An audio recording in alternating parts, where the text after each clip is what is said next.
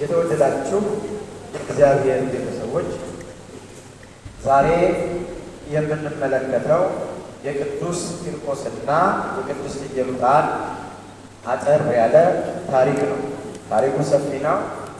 እኛ ግን ጊዜያችንን ሰዓታችንን በአግባቡ ለመጠቀም በሚያስችል መልኩ አጠር ባለ መንገድ እንማማራለን።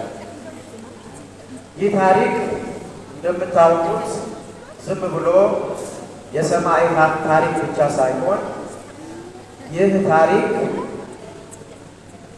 አንድ ቤተሰብ በእግዚአብሔር ፈቃድ ውስጥ እንዴት መኖር እንዳለበት የሚያሳይ፣ በእግዚአብሔር ፈቃድ ውስጥ ከኖረ ቤተሰብ ምን አይነት ትውልድ፣ ምን አይነት ዘር፣ ምን አይነት ልጅ ለእግዚአብሔር ለምድሯ ለሰው ልጆች ለራስም ጭምር ማበርከት ማፍራት እንደሚቻል የምናይበት ትልቅ ታሪክ ነው። እንደምታውቁት ቤተሰብ አነስተኛዋ የመጀመሪያዋ ቤተ ክርስቲያን ነው። አንድ ቤተሰብ የመጀመሪያው ቤተ ክርስቲያን ነው። ከዚህ በፊት በተለያዩ ትምህርት እንደሰማችሁት ቤተ ክርስቲያን ሲባል በሶስት ይከፈላል። የመጀመሪያው እያንዳንዳችን እኔ፣ አንተ፣ አንቺ ማለት ነው። የክርስቶስ ማደሪያ በክርስቶስ ክርስቲያን የተሰኘህ በአብ በወልድ በመንፈስ ቅዱስ ስም የተጠመቅሽ ቤተ ክርስቲያን ትባያለሽ። ሁለተኛው ቤተ ክርስቲያን ቤተሰብ ነው፣ ስብስቡ ነው። በአንድ ቤት ውስጥ በአንድ ጥላ ውስጥ የሚኖረው የክርስቲያን ማህበር፣ የክርስቲያን ህብረት። ማህበር ሲባል እናት፣ አባት፣ ልጅ ከዛ እያለ ይቀጥላል። ያ ቤተሰብ ቤተ ክርስቲያን ይባላል። ሶስተኛው ቤተ ክርስቲያን ይሄ የምታዩት ክርስቲያኖችን ብዙውን ቤተ ክርስቲያን አንድ ላይ ሰብስቦ የሚይዘው ይሄ ደግሞ በሰው እጅ የታነጸው ቤተ መቅደስ ቤተ ክርስቲያን ተብሎ ይጠራል።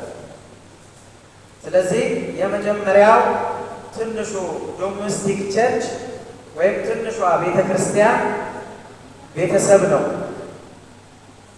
የቅድስት ኢየሉጣ ታሪክ የሚጀምረው እንደምታውቁት ቤተ ክርስቲያን በከፍተኛ ስደት ላይ በነበረችበት ዘመን ነው።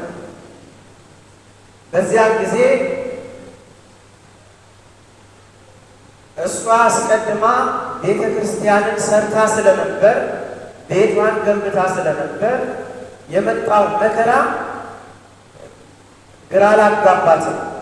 የመጣው ወጀብ፣ የመጣው አስፈሪ ነገር ግራ አላጋባትም። የተሰራ ቤተ ክርስቲያን፣ ተሰርቶ ያለቀ ክርስቲያን የዚህ ዓለም ሐሳብ፣ የዚህ ዓለም ጫና፣ የዚህ ዓለም ግፊት፣ የዚህ ዓለም መከራ፣ የዚህ ዓለም ምኞት፣ የዚህ ዓለም ፍላጎት አያስደነግጠውም፣ አያሳስበውም።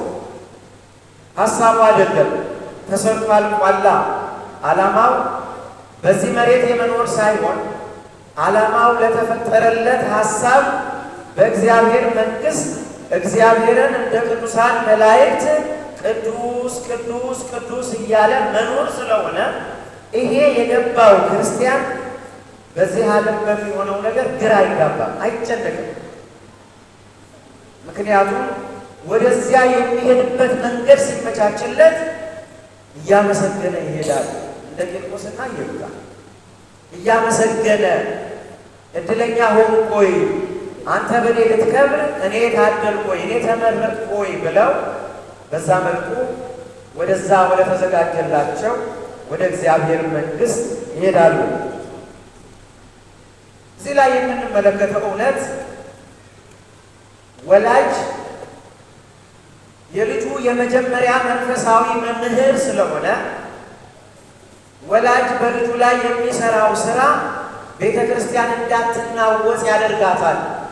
ቤተ ክርስቲያን እንዳትፈራ ያደርጋል። ቤተ ክርስቲያን ዓለማዊ ወጀብ ሲመጣ ለጥርጣሬ የሚበቃ ነገር እንዳይኖር ያደርጋል። የተሰራ ቤተሰብ ያልተሰራ ቤተሰብ ግን ቤተ ክርስቲያንን ለማፍረስ ብዙ ረጅም ርቀት አይሄድም። ጥቂት መከራ አይደለም። እነ ቂርቆስ እነ ኢየሉጣ የተጋፈጡት የሚነፍር ውሃ የሚነፍር እሳት አይደለም። ወሬ በራሱ ቤተሰቡን ሊፈታው ይችላል። ይሄ እየሆነ አይደል የምንኖረው? አሁን ያለው ተጨባጭ ዓለማችን እውነት ያ። ምክንያቱም አብዛኛው ቤተሰብ አብዛኛው ቤተ ክርስቲያን የስመ ክርስትና ታርጋ የተለጠፈብንን እንጂ ክርስቲያኖች አይደለም።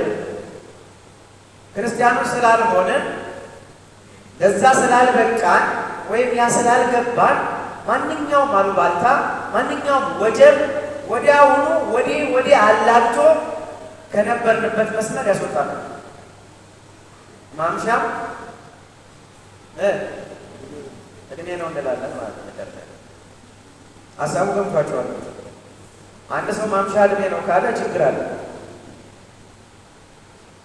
በተለይ በመንፈሳዊ ሕይወት በተለይ በክርስትና እስኪያልፍ ድረስ ማምሻም እድሜ ነው።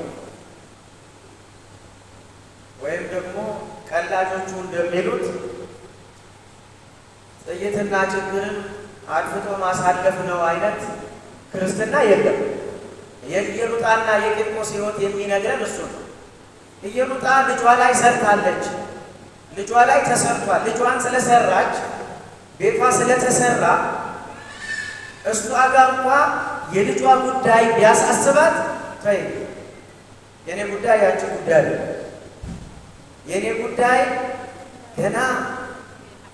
ገና መስማት ማድመጥ ከጀመርኩበት ሰዓት ጀምሮ የነገርሽኝ ስለኔ የሚጨነቀው ስለኔ ቀድሞ የሚገኝ እግዚአብሔር ነው፣ አንቺ አይደለሽም የሚል ልጅ ፈጥራለች።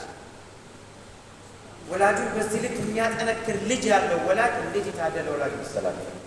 በመከራ ጊዜ በከባድ ፈተና ጊዜ ልጆቻችንን እንዴት ነው የምናሳድጋቸው? ልጆቻችን እንዴት ነው እያደጉ ያሉት? ይልቁንም በዚህ ዘመን ቅዱስ ጳውሎስ ለኤፌሶን ክርስቲያኖች በምዕራፍ 6 ቁጥር 4 ላይ ልጆቻችሁን በጌታ ምክርና ተግሳጽ አሳድጓቸው እንጂ አትቆጧቸው፣ አታስቆጧቸውም ይላል። ምን አይነት ቁጣ ነው? ወይም ምን አይነት አለማስቆጣት ነው ቅዱስ ጳውሎስ እየነገረን ያለ? ልጆች የሁሉም ነገር መሰረቶች ናቸው። ምክንያቱም የሆነ ታይም ላይ እኔና እናንተ ልጆች ነበርን አይደል? የሆነ ወቅት ላይ እኮ ልጆች ነበር፣ ሕፃናት ነበር። እዚያ ወቅት ላይ ሳይሰራብን ስላለፍን እኛ ልጆቻችን ላይ መስራት አልቻለም፣ ስላልተሰራብን። ምክንያቱም እናቶቻችን አያቶቻችን እምነቱ አላቸው፣ ቤተክርስቲያን ይሄዳሉ፣ አዎ ያምናሉ፣ ዝክር ይዘክራሉ፣ ሁሉን ነገር ያደርጋሉ። ግን ምን የላቸውም ነበር? መረዳቱ አልነበራቸው፣ ግንዛቤው አልነበራቸው፣ እውቀቱ አልነበራቸው፣ የማንበቡ ዕድል አልነበራቸው፣ መጽሐፍ የማግኘት ዕድሉም አልነበራቸው። ዘመናት ታውቃላችሁ፣ በየዘመኑ በተለይ በእኛ ሀገር በኢትዮጵያ በኤርትራ ቀደም ሲል መጽሐፍ ቅዱስ መያዝ ምን ነበር የሚያሰኝ? የሚሰጠውን ስም ታውቁታላችሁ። ምክንያቱም መጽሐፍ ቅዱስ እንድናነብ ብዙ አልተሰራም፣ አልተበረታታንም። ለዛ ነው ያልተሰራ ትውልድ እርሱ በርሱ መስቀል አልቆ አንዱ አንዱን ሲገል የሚሆነው ዝም ብሎ እንዳይመስላችሁ። ሁለቱም መስቀል አልቀው በዛና በዚህ ሆነው ይታኮሳል። ያልተሰራ ትውልድ እንደዛ ነው። ያልተሰራ ትውልድ የእናቱን አንጀት ሲበጥስ ይኖራል። እናቱን ሲያስለቅስ ይኖራል። ያልተሰራ ትውልድ እንደ ቂርቆስ የተሰራ ትውልድ ግን በመከራ ጊዜ እንኳ ባስፈሪ የሞት ጊዜ እንኳ እናቴ አይዞሽ አንቺ አይደለሽም ለኔ የምታስቢው ለአንቺም ለኔም የሚያስበውን እኮ ቀድመሽ ነግረሽኛል ይላል አይደል? በዛ ክብር በዛ ሞራል እናቱን አበርትቶ ከመከራ ያወጣል። የኛ ትውልድ እናቱን ወደ መከራ የሚከት በእናቱ እንባ በእናቱ ሰቆቃ የሚደሰት ትውልድ ተፈልቷል። እንዴት ነው ቤተሰቡን የምንሰራው? እንዴት ነው ልጆችን የምንሰራው? ስለዚህ ይህንን የሐዋርያው ቅዱስ ጳውሎስን ምክር በተግባር የፈጸመች እናት ኢየሉጣ ናት። ልጇ ላይ ሰራች። ገና ከጨቅላነቱ ወደ እሳቱ ሲጋበዙ እኮ የ3 ዓመት ልጅ ነው። የ3 ዓመት ልጅ ምንድን ነው የሚያደርግ የሚችለው? ከተሰራባቸው ልጆች የ3 ዓመት ልጅ ብዙ ነገር ያውቃል። በተለይኛ አበሾች ስንባል ልጅ የሚሰማ አይመስለንም፣ የሚረዳ አይመስለንም፣ የሚገነዘብ አይመስለንም፣ የሚይዝ አይመስለንም። ምን ታውቃለህ? ዝም በይ እየተባልን አደግን። ተመሳሳይ መንገድ ተከትለን ልጆቻችንን በዛ መልኩ ነው የምናሳድገው እንጂ ልጆች ካወራናቸው ይሰማሉ፣ ከነገራቸው ይሰማሉ። ስትመጡ ስትሳለሙ ይሄ ቅዱስ ያሬድ ይባላል፣ ይሄ እኚህ አቡነ ገብረ መንፈስ ቅዱስ ይባላሉ። ልጆች ወዲያውኑ ጥያቄ ያነሳሉ። የሚያዩትን ነው የሚናገሩት። የሚያዩትን ኮፒ የማድረግ ጸጋ ስላላቸው ንጹህ ስለሆነ ውስጡ ወፏ ምን እያደረገች ነው ብሎ ይጠይቃሉ። መልስ መስጠት ያስፈልጋል። ኢየሉጣ ያደረገችው ያንን ነው። የ3ቱን ወጣቶች በእሳት መካከል አሳየችው። እነዚህ ወጣቶች እሳት ውስጥ ምን ያደርጋሉ አላት። በዚህ መከራ በዚህ ጊዜ እንደዚህ ተጣሉ። እንዲህ አይነት አላዊ ተነስቶ ጣላቸው ክርስቲያኖች ስለሆኑ እግዚአብሔርን ስለሚያመልኩ ብላ አስረድታ ነገረችው። ሕፃን ነው ዝም በል አይመለከትህም አላለችው። ጊዜ ገና ነው፣ ወደፊት ትሰማዋለህ፣ ወደፊት ታውቀዋለህ አላለችው። ቁጭ ብላ አይኑን እያየች ነገረችው። የነገረችውን ያዘ። መከራው ሲመጣ ጥብኢኬ እምትፍሪ ያለ አትፍሪ፣ ጠንክሪ ያላት በርቺ። እነዚያን 3ቱን ወጣቶች ያዳናቸው መልአክ እኛን እኮ ያድነናል። እንዲህ አይነት ልጅ መስራት ያስፈልጋል። የተቀደሰ ማህበረሰብ፣ የተለወጠ ሀገር፣ የተባረከ ሕዝብ፣ አማኝ ትውልድ እንዲኖር ከተፈለገ ከለቅሶ ለመውጣት ከመከራ ለመውጣት ልጆች መስራት ያስፈልጋል። ያልተሰራ ግን ለቅሶ አያስቆም፣ መከራ ነው የሚያበዛው። እነዚህ ሰዎች በዚህ በቱርክ ኢኮንዮን በምትባል መንደር የሚኖሩ ነበሩ። በዚያ የነበረ አንድ ለእስክንድሮስ የሚባል ክርስቲያኖችን ሲያሳድድ የነበረ ክፉ ዘመን የሰጠው መሪ መጥቶ ያንን መከራ ሲያጸናባቸው ነው ኢየሉጣ እናቴ የሚያስፈራ ምንም ነገር የለም አይዞሽ ያለና እናቱን በጥብዓት እንድትቆም ያደረጋት። ወገኖቼ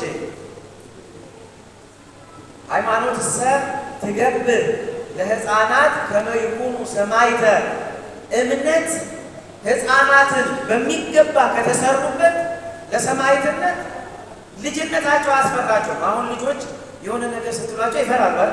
እሳት ሲያዩ ይፈራሉ፣ የሆነ ነገር ሲያዩ ይፈራሉ። ይሄ ታወቀ የልጅ ጠባይ ነው። በእምነት ከሰራችኋቸው በእምነት ከሰራናቸው ልጆቻችንን እሳቱ አያስፈራቸው። ከእሳቱ በኋላ ከእሳቱ ባሻገር ያለውን ሰላም፣ ከእሳቱ ባሻገር ያለውን የእግዚአብሔር ጥበቃ ያዩታል፣ ይታያቸዋል። እሱን እያዩ እሳቱን ደፍረው ይገቡበታል፣ መከራውን ይሻገራሉ። ቂርቆስ በገዢው ፊት ያንን የሚያክል አስፈሪ ነገር እያየ እኛ አንተ የምትለው ነገር የምንሰግድበት የምናጎበድንበት ምንም ምክንያት የለም። የምናመልከው ያድነናል አታስብ ብሎ እናቱን አበርትቶ እናቱ ለልጁ ነበር ያሰበችው፣ ለሌላ ለልጇ ገና ሕፃን ልጅ እሷስ እናቱን አለች።